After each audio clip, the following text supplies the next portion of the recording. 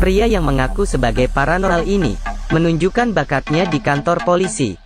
Awalnya dia pura-pura pingsan, kemudian berkata pada wanita hitam, "Mendiang nenekmu baik-baik saja, berhentilah memberi uang pada orang yang meramal." Lalu mengarahkan kedua tangannya ke dua polisi ini. "Saya tahu kalian telah tidur bersama." Ini membuat pria dan wanita itu terdiam. Kemudian dia berpaling dan berkata pada pria ini, "Kapan pernikahan dimulai?" Pria itu berkata, "Bagaimana kamu bisa tahu? Tampaknya semua masalah orang ini sesuai dengan apa yang paranormal katakan. Ayolah, siapa yang mempercayainya?" Paranormal membuat trik besarnya. "Jika tidak percaya, kamu pergi ke ruang tahanan kedua. Bukti kriminal pelakunya ada di sepatu sebelah kirinya. Saya akan kembali dalam waktu 3 menit. Bawa borgol."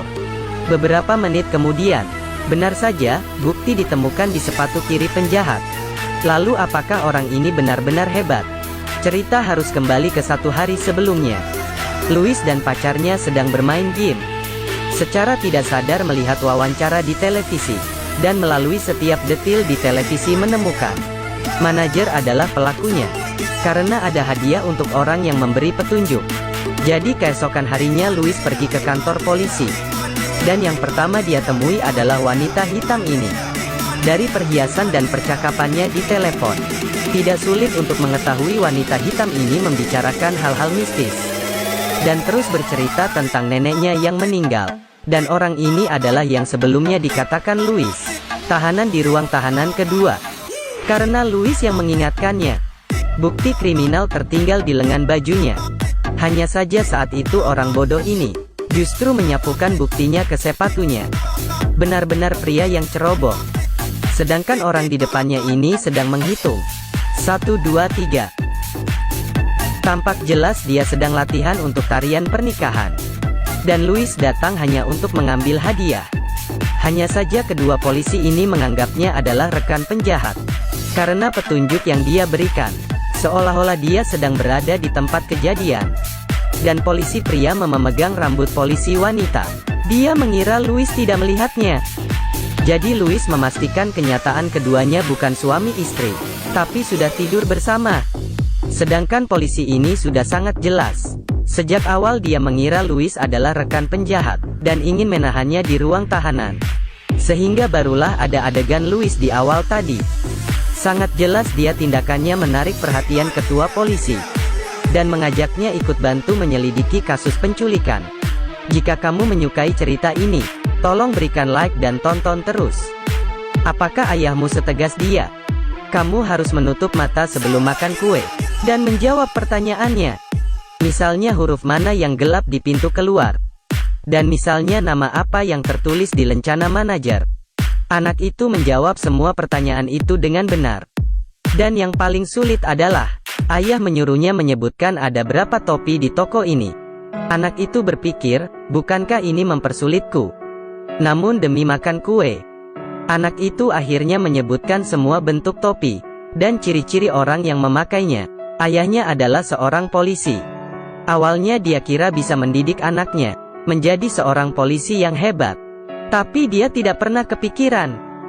Setelah anaknya dewasa dia justru menghina. Upah yang didapatkan polisi sangat kecil. Sejak saat itu hubungan keduanya menjadi sangat canggung. Hingga suatu hari ketua polisi menyuruhnya bantu menyelidiki sebuah kasus penculikan. Gajinya adalah $1.200 per hari. Ini memberinya ide untuk membuka agen detektif. Jika dia bisa memecahkan kasus yang diberikan oleh ketua polisi, maka dia tidak perlu takut tidak ada kerjaan. Pertama-tama Louis mencari teman lamanya Henry. "Saya memiliki pekerjaan untukmu. Saya sudah memiliki pekerjaan. Mereka memberimu gaji untuk bermain game kah? Bagaimana kamu bisa tahu?" Tangan kiri di tombol spasi, tangan kanan di tombol panah. Tapi Henry ini juga dijebak parah oleh Louis. Pertamanya mereka pergi bersama ke akupuntur. Louis bilang di sana ada banyak perawat cantik, memudahkannya mencari pacar. Siapa sangka Louis melarikan diri sebelum 1 bulan. Tak lama kemudian dia menyuruh Henry untuk mengendarai truk. Pekerjaan bebas dan gampang menggoda gadis. Dia telah menjebak Henry lebih dari 20 kali. Tapi pada akhirnya Louis tetap mengandalkan mulut manisnya. Berhasil menipu Henry untuk berhenti bekerja, pergi bersama menyelidiki kasus sebagai paranormal. Kasusnya begini, 6 hari lalu, Gideon, satu-satunya pewaris perusahaan besar, sedang berjalan dengan anjingnya di taman. Tak disangka dia diancam menaiki sebuah mobil. Sejak saat itu semua orang tidak pernah melihat anjing dan dia. Louis datang ke rumah Gideon. Awalnya dia membicarakan tentang putri dari perusahaan ini. Dulunya dia begitu jelek. Lalu bagaimana dia bisa menjadi secantik ini? Lalu berkata hal baik datang terlambat. Kata-kata ini membuat Henry kesal. Dia menenangkan kegelisahannya dengan sistem pernapasan bidan. Kata-kata ini kebetulan didengar oleh Anna. Louis yang tidak tahu malu justru menyapanya. Bahkan bertanya apakah dia punya pacar. Tak lama kemudian ketua polisi mengira Louis benar-benar memiliki kemampuan psikis. Dia juga mengatur orang sketsa untuknya. Louis yang tidak tahu malu ini secara tidak sadar menggambarkan pacar Anna sebagai penculik. Untungnya Henry segera menyembunyikan fotonya. Kemudian berhasil ditutupi dengan kata-kata Louis. Pria ini menyebut dirinya adalah paranormal. Dia hanya menggeledah sampah di depan rumah orang dan mengelilingi rumah orang itu serta menemukan penculik. Dia dan temannya menganalisis seperti ini. Putra dari perusahaan itu sangat nakal. Dia bilang sejak saat itu ayahnya tidak memberinya uang. Jadi dia bersama temannya yang miskin membuat sebuah rencana penculikan. Tujuan utamanya adalah mendapat sedikit uang dari ayahnya. Tapi mereka pasti tidak kepikiran kali ini akan merenggut nyawa mereka. Melalui petunjuk Louis segera menemukan rumah orang lain di pinggiran kota. Benar saja mereka menggunakan teleskop dan melihat anjing kesayangan putra perusahaan. Anjingnya saja ada di sini. Jadi tuannya juga seharusnya di sini. Kemudian mereka mencari 2 detektif yang sedang kencan, mengatakan bahwa dirinya menemukan penculik dengan kekuatannya. Tentu saja Louis tidak memberitahu mereka. Penculik dan orang yang diculik adalah orang yang sama. Dia masih ingin menggunakan identitas paranormalnya, membuka agen detektif. Ketika detektif melihat anjing itu, Louis berpura-pura seperti sangat terkejut. Kemudian detektif memanggil bantuan dan bergegas pergi. Seekor anjing berjalan mendekati Louis. Henry bilang sepertinya ada darah di mulut anjing. Tapi Louis berkata ini bukan darah, melainkan makanan anjing yang mewah. Tapi semuanya berbeda ketika mereka masuk ke rumah. 2 mayat terbaring di sini. Ini jelas berbeda dengan apa yang dia pikir. Jelas-jelas adalah kasus penculikan settingan. Bagaimana bisa ada orang mati? Hal ini benar-benar aneh. Bagaimanapun Louis tetap mendapat upah pertamanya. Sedangkan polisi menetapkan kasus ini sebagai penculik tidak sengaja membunuh Gideon dan bunuh diri.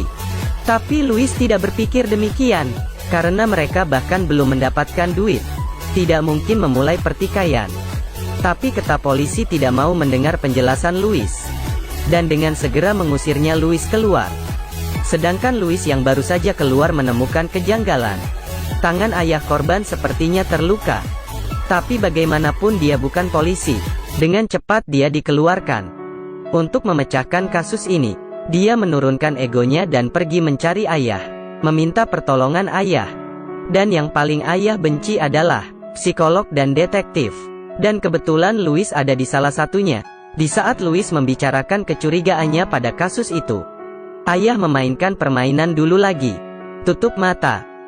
Ada berapa orang yang memakai topi di sini? Baiklah. Orang yang duduk di sudut mengenakan topi nelayan nilon. Anak laki-laki itu mengenakan topi plastik. 2 supir truk. 1 memakai topi perusahaan tanah liat. Satunya lagi memakai topi perusahaan iklan. Terdapat kunciran rambut ekor kuda di bawah topi gadis itu. Dan pelayan laki-laki mengenakan topi restoran. Totalnya ada 6 topi. Salah di sini terdapat 7 topi. Benar, sebelum saya menutup mata, pria bertopi koboi itu keluar. Saya mendengar suara sepatunya. Pada akhirnya ayah hanya meninggal 1 kata. Percaya pada nalurimu. Dan keluar dari restoran.